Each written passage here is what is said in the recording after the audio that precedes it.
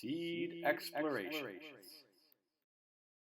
Extension Experience number 1 for the 2nd grade, Unit 4 on Seeds, created by Cordy Ambrosino of the AAPS Environmental Education Program.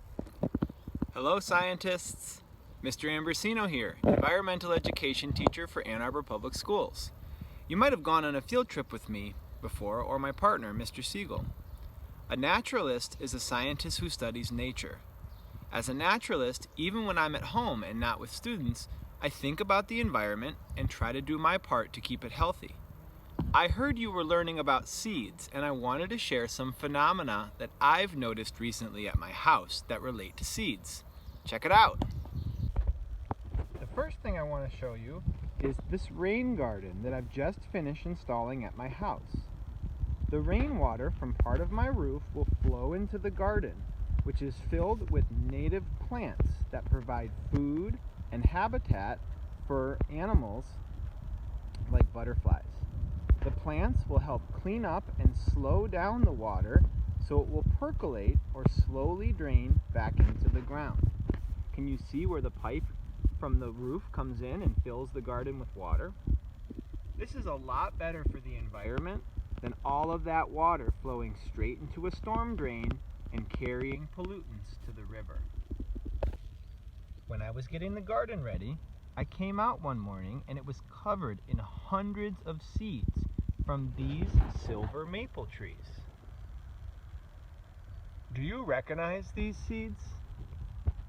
Sometimes kids call them helicopter seeds because of the way that they spin when they fall down from the tree. Scientists call this type of winged seed a samara. Can you believe that this tree produced thousands of samaras this year? I think this is a mast year for these trees, which means a year in which a plant produces a large number of seeds. Scientists have some theories about why this might occur. One theory, or a guess, about a process based on observation and experimentation is that trees produce lots of seeds when they get stressed. Just as people can get stressed or sick, trees can have a stress response if they're damaged from a storm, infected by a disease, or if they don't get enough water. These silver maple trees were trimmed to get them away from the power lines, and I disturbed some of their roots when I was digging in the rain garden. I'm worried that this might have stressed the trees and caused them to produce a big batch of seeds. Scientists think that this may be the plant's way of making sure it will pass on its genetic material to its offspring, baby silver maple trees, in case it dies. Amazing, huh? Producing seeds is part of a plant's natural life cycle. Sometimes plants produce lots of seeds when they get stressed. This is the plant's way of passing on its genes to its offspring in case it dies. I tried to collect as many of the seeds as I could before I put the mulch down in the garden.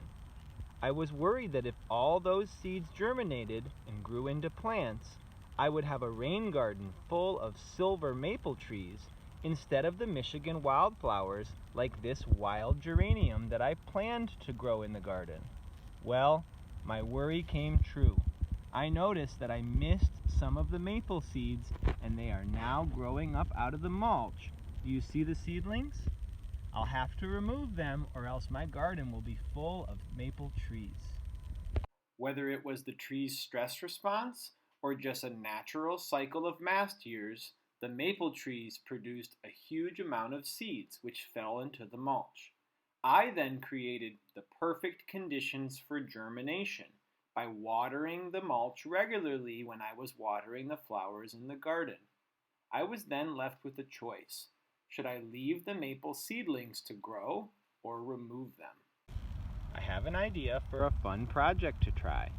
I have this container left over from the flowers that I planted in my garden.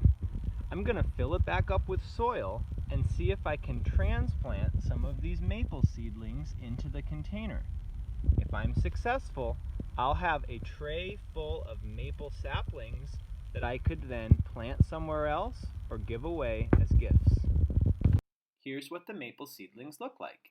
Can you see the root that's whitish in color, the stem, and the first leaves that the seedling produced? I carefully transplanted each seedling, trying not to disturb their roots. In nature, some of the seedlings will survive, while many others will die. They can be eaten by animals, like rabbits, for example.